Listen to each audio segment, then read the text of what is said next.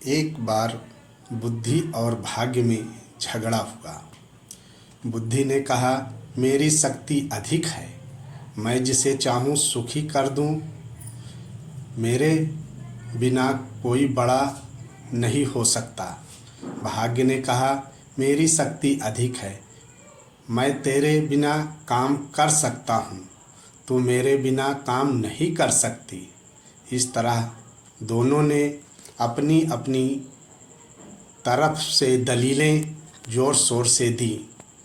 जब झगड़ा दलीलों से समाप्त न हुआ तो बुद्धि ने भाग्य से कहा कि यदि तुम उस गड़ेरिये को जो जंगल में भेड़ें चरा रहा है मेरी सहायता के बिना राजा बना दो तो समझो कि तुम बड़े हो।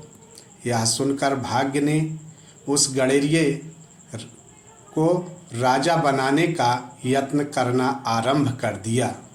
उसने एक बहुत कीमती खड़ाऊ की जोड़ी जिसमें लाखों रुपए के नग लगे थे लाकर गड़ेरिया के सामने रख दी। गड़ेरिया उनको पहनकर चलने फिरने लगा। फिर भाग्य ने एक व्यापारी को वहां पहुंचा दिया। व्यापारी उन खड़ाऊओं को देखकर विस्मित हो गया।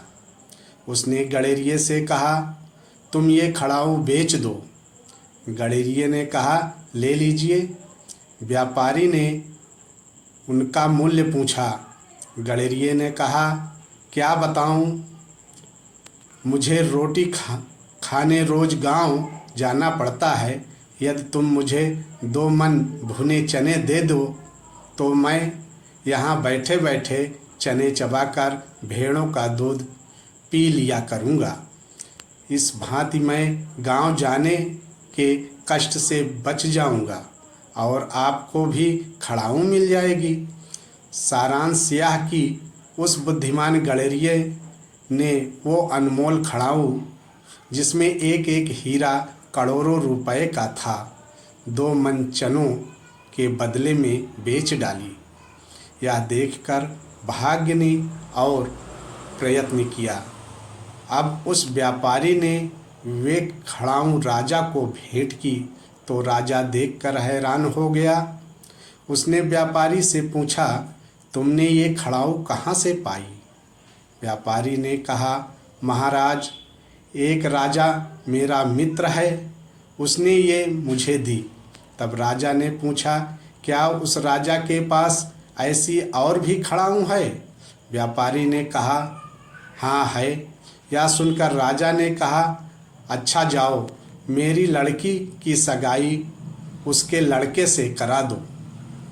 व्यापारी जब भाग्यदेव की प्रेरणा से सब बातें कह चुका तब राजा की अंतिम बात सुनकर बहुत घबराया और सोचने लगा कि खड़ाऊ तो उसने गड़ेरिये से ली है, ना कोई राजा है ना कोई राजा का लड़का।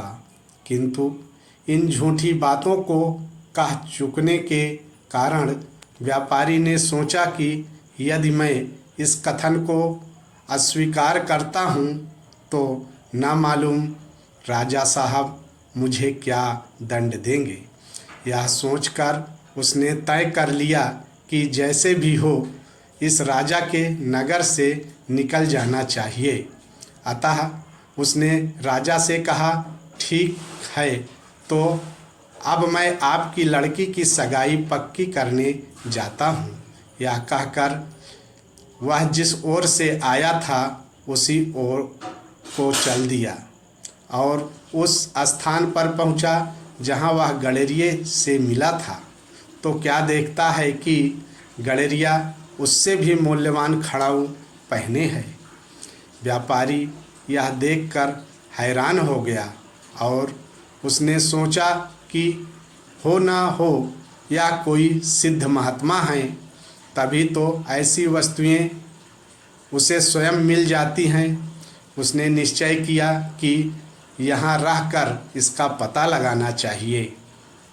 सोचकर उसने वहीं डेरा लगा दिया और अपना बहुत सा तांबा लदा हुआ सब सामान एक और पेड़ के नीचे रख दिया।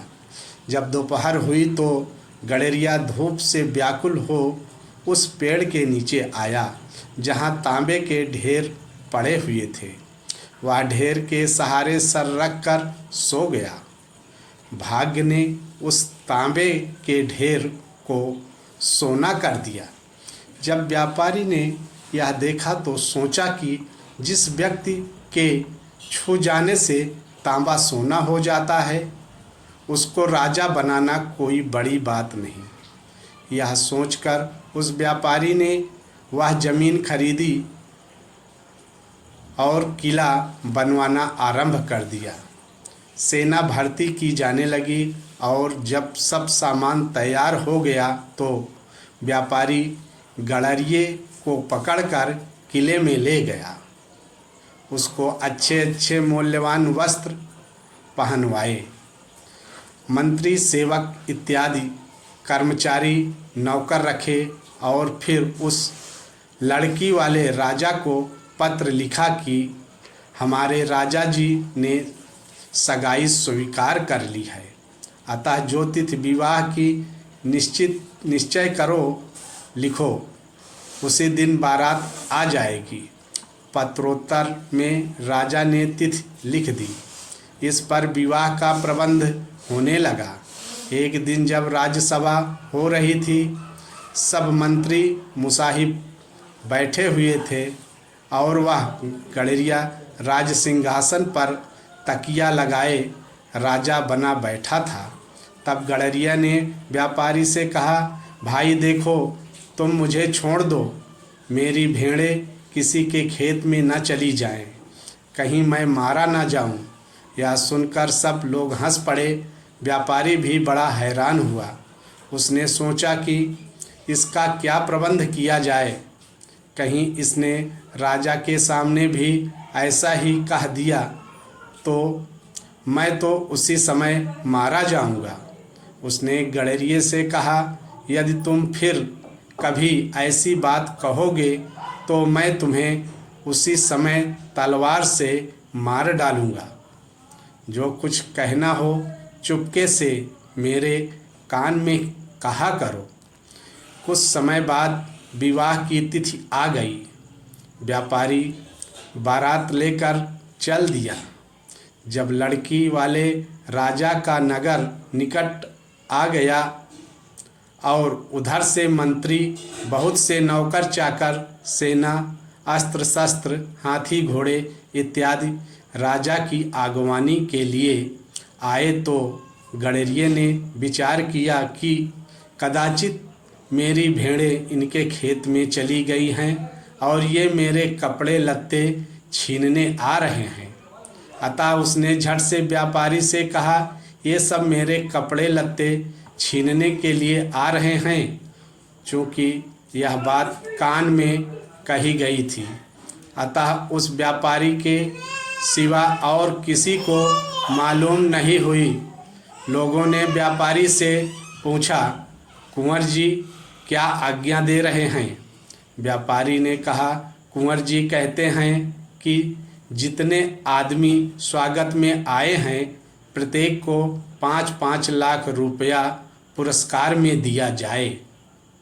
फिर क्या था, बात की बात में यह फैल गया कि किसी बड़े भारी सम्राट के कुंवर की बारात आई है जो एक एक आदमी को 5-5 लाख रुपया पुरस्कार में देता है। नगर निवासी ही नहीं, लड़की वाला राजा भी घबराया कि मैंने बड़े भारी राजा से नाता जोड़ने का यत्न किया है, अब तो ईश्वर ही लाज रखे। अंततः उसी दिन राजा की कन्या का विवाह उस गडरिये से हो गया। विवाह के पश्चात जब राजकुमारी गडरिये के पास आई तब गडरिये ने गहनों की आवाज़ सुनकर सोचा, हो न हो कोई चुड़ैल मुझे मारने के लिए आ रही है। यह सोचकर वह झटपट एक दरवाजे की ओट में छिप गया। राजकुमारी ने जब देखा कि राजकुंवर वहाँ नहीं है तो वह दूसरे कमरे में चली गई। कन्या को जाते ही गडरिये को विचार आया कि अभी एक चुड़ैल से तो मुश्किल से बचा हूँ, ना मालूम यहाँ कितनी और चुड़ैल आएं, अतः यहाँ से भाग चलना चाहिए। वह यह सोच ही रहा था कि उसे एक जीना दिखाई पड़ा। वह झट ऊपर चढ़ गया और वहाँ एक छेद में हाथ डालकर कूदकर भागने का विचार करने लगा। उसी समय बुद्धि ने भाग्य से कहा, देख, तेरे बनाने से भी यह राजा न बना, अतः भाग्य और बुद्धि दोनों के बिना मनुष्य अधूरा है। अगर कहानी पसंद आई हो तो लाइक, सब्सक्राइब और शेयर करें। जो लोग नए हैं वो बेल आइकन की घंटी को दबाकर सब्सक्राइब करें ताकि नोटिफिकेशन उन्हें जल्दी मिलता रहे। धन्यवाद।